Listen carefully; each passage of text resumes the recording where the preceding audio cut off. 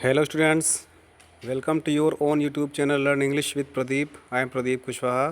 Students, आज की class में हम लोग स्पीकिंग क्लास की मोस्ट इम्पॉर्टेंट सेंटेंसेस लेकर आए हैं जो हम लोग रेगुलर लाइफ में यूज़ करते हैं। जैसे तुम्हारा भाई ऐसा लगता है मानो एक राजकुमार हो। तुम्हारा भाई ऐसा लगता है मानो एक राजकुमार हो, उसको इंग्लिश में कैसे बनाएंगे? यहाँ पर सीम्स या सीम्ड का प्रयोग हम लोग कर देते हैं। मानो मानो राजकुमार हो, मानो मीन्स क्या, प्रतीत होना होता है ना। तो आज चलिए हम लोग सीखते हैं कि कैसे ऐसे सेंटेंसेस को हम लोग इंग्लिश में बोलेंगे। इससे पहला सेंटेंस आपके सामने है, तुम्हारा भाई ऐसा लगता है मानो एक राजकुमार हो। Your brother seems as if he were a prince. यहाँ पर देखिए ऐसी चीज़ों हम लोग, यहाँ पर देखिए आपको लग रहा होगा ना, ये वर का प्रयोग मैंने कर दिया है। ये वर फ्यूचर इम्पॉसिबल सेंटेंसेस के लिए हम लोग करते हैं। क्या? Future impossible tenses. Future impossible sentences के लिए हम लोग सिंगुलर नंबर के साथ वर और प्लूरल नंबर सब्जेक्ट के साथ वास का प्रयोग करते हैं। तुम्हारा भाई ऐसा लगता है मानो एक राजकुमार हो। Your brother seems as if he were a prince. जैसे तुम्हारा भाई ऐसा लगता था मानो एक राजकुमार हो। Your brother seemed as if he had been a prince. दोनों में थोड़ा सा अंतर है, देखिएगा। यहाँ पर है, यहाँ पर था, एक प्रेजेंट टेंस और एक पास्ट टेंस। जब प्रेजेंट टेंस की बात आएगी, तुम्हारा भाई ऐसा लगता है मानो एक राजकुमार हो, तो your brother seems as if means मानो ही वर अ प्रिंस, वह एक राजकुमार हो। तुम्हारा भाई ऐसा लगता था मानो एक राजकुमार हो। योर ब्रदर सीम्ड, यहाँ पर सीम्स, यहाँ पर सीम्ड। तो तुम्हारा भाई ऐसा लगता था मानो एक राजकुमार हो। लगना था, लगता था। जब लगता है तो सीम्स, लगता था, प्रतीत होता था, तो यहाँ पर सीम्ड हो जाएगा ना। तुम्हारा भाई ऐसा लगता था मानो एक राजकुमार हो, तो हो जाएगा इंग्लिश में your brother seemed as if he had been a prince. Clear है ना? इस प्रकार से आपको बनाना सीखना है। चलिए और सेंटेंस बना के देखते हैं। इसमें शुरुआत से बिल्कुल चलते हैं, जो आपके डेली यूज सेंटेंसेस है वहाँ से शुरुआत करते हैं। जैसे आपका पहला सेंटेंस है, यदि तुम आराम करोगे तो स्वस्थ हो जाओगे। ट्रांसलेशन का अपने लाइफ में और हर प्रकार के एग्ज़ाम में, चाहे वो 6 to 12 और अप टू जब तक आप पढ़ाई करते हैं, ट्रांसलेशन का विशेष महत्व होता है। आपको उसको आना चाहिए। अगर आपको इंग्लिश बोलना सीखना है तब पर भी कहीं ना कहीं आपको ट्रांसलेशन और ग्रामर पोर्शंस का नॉलेज ज़रूरी है। तो वही हम लोग पढ़ रहे हैं यहाँ पर। ये तुम आराम करोगे तो स्वस्थ हो जाओगे। If you take rest you will be healthy. यदि तुम आराम करोगे तो स्वस्थ हो जाओगे। इफ़ यू टेक रेस्ट, अगर आप आराम करते हो तो यू विल बी हेल्दी।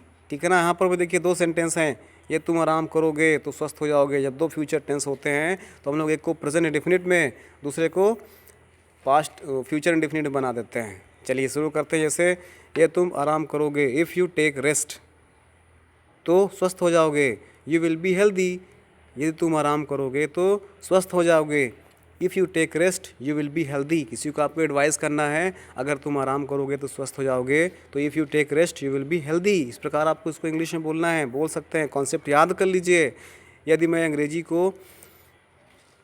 मैं बच्चे को पीटूँगा तो वह रोएगा। यदि मैं बच्चे को पीटूँगा तो वह रोएगा। If I beat the child he will weep. If I beat the child he will weep. यदि मैं बच्चे को पीटूँगा तो वह रोएगा। If I beat the child he will weep. जैसे एक और सेंटेंस ले लीजिए, यदि वह पढ़ना चाहता है तो सो सकता है। यदि वह पढ़ना नहीं चाहता है तो सो सकता है। यदि वह पढ़ना नहीं चाहता है तो सो सकता है। इसको इंग्लिश में कैसे बनाएंगे आप लोग? यदि वह पढ़ना नहीं चाहता है तो सो सकता है। यदि वह पढ़ना नहीं चाहता है तो सो सकता है। If he does not want to study he may sleep. मान लिया आप ही हैं, आपने काफ़ी देर तक पढ़ाई किया, अब आपको पढ़ने का मन नहीं कर रहा, आपको सोने का मन कर रहा, तो आपके मम्मी पापा बोल सकते हैं ना, अगर वो पढ़ना नहीं चाहता है तो सो सकता है। तो इंग्लिश में कैसे बोलेंगे वो? अगर आप बड़े हैं, अपने छोटे भाई को देख रहे हैं, वो पढ़ नहीं रहा, सोना चाह रहा है, सच में उसको सच्ची में नींद आ रही है, वो काफ़ी देर से पढ़ रहा था, तब उसको बोल सकते हो ना, अगर तुम पढ़ना नहीं चाहते हो तो सो सकते हो। If you do not want to study you may sleep. और इसी प्रकार कोई आपको बोलता है या किसी और अन्य व्यक्ति को बोलता है, थर्ड पर्सन को बोलता है कि यदि वह पढ़ना नहीं चाहता है तो सो सकता है, तो इंग्लिश में कैसे बोलेंगे? If he does not want to study he may sleep. एक और सेंटेंस देखिए, ये तुम पास होना चाहते हो तो कठिन परिश्रम करो। If you want to pass then work hard. या कॉमा लगा देने से देन का प्रयोग नहीं करना होता है, या आपको थोड़ा सा रुक जाइए बीच में। अगर आप स्पीकिंग सीख रहे हैं तो आप बीच में थोड़ा रुकिए। ये तुम पास होना चाहते हो तो कठिन परिश्रम करो। इंग्लिश में कैसे बोलेंगे? If you want to pass, थोड़ा सा रुकेंगे, work hard. If you want to pass, work hard. अगर तुम पास होना चाहते हो तो कठिन परिश्रम करो। यहाँ पर कुछ देख लेते हैं, नोट में भी हमने लिखा हुआ है, प्रोवर्ब कंडीशन वाले वाक्यों में कभी नहीं दोनों वाक्य या तो प्रेजेंट टेंस में दिए होते हैं, जैसे आपका 3rd नंबर दिया हुआ, यदि वह पढ़ना चाहता है तो सो सकता है, या मुख्य वर्ब इम्परेटिव सेंटेंस में होता है, जैसे कि 4 नंबर में तुम पास होना चाहते हो तो कठिन परिश्रम करो। ये देखिए इधर सिंपल में है और ये आपका जो है इम्परेटिव सेंटेंस में आ जा रहा है। वाक्य जिस टेंस में दिया हो उसी में आपको चेंज करना है, घबराना नहीं है आपको। जो टेंस जिस टेंस में दिया होता है आपको उसी टेंस में उसको चेंज करना होता है। अगर सिंपल सेंटेंस में तो सिंपल सेंटेंस में, निगेटिव इंट्रोगेटिव में तो उसको निगेटिव इंट्रोगेटिव में बनाना, इम्परेटिव में है तो उसको इम्परेटिव में ही आपको बोलना होता है, चेंज करना होता है। ट्रांसलेशन का ये नियम होता है। आगे बढ़ते हैं, जैसे एक और सेंटेंस आप देख लीजिए, यदि मैं दिल्ली जाऊं तो लाल किला देखूं। कहते हैं ना, कंडीशन है, यदि मैं दिल्ली जाऊं तो लाल किला देखूं। इफ़ आई वेंट, यदि मैं दिल्ली जाऊं तो लाल किला देखूं। If I went to Delhi I should see the red fort. यदि मैं दिल्ली जाऊं तो लाल किला देखूं। If I went to Delhi I should see the red fort. उसी तरह से यदि उसने आवश्यकता समझी तो वह आपसे मिलेगा। यदि उसने आवश्यकता समझी तो वह आपसे मिलेगा। इंग्लिश में कैसे बनाएंगे? If he needed he would meet you. If he needed, अगर उसको आवश्यकता है तो ही वुड मीट यू, वो आपसे मिलेगा। देखो फ्यूचर टेंस पास्ट टेंस की घटनाओं से प्रेरित हो रहा है, इसलिए यहाँ पर हमने वुड का प्रयोग कर दिया है। यदि उसने आवश्यकता समझी तो वह आपसे मिलेगा। If he needed he would meet you.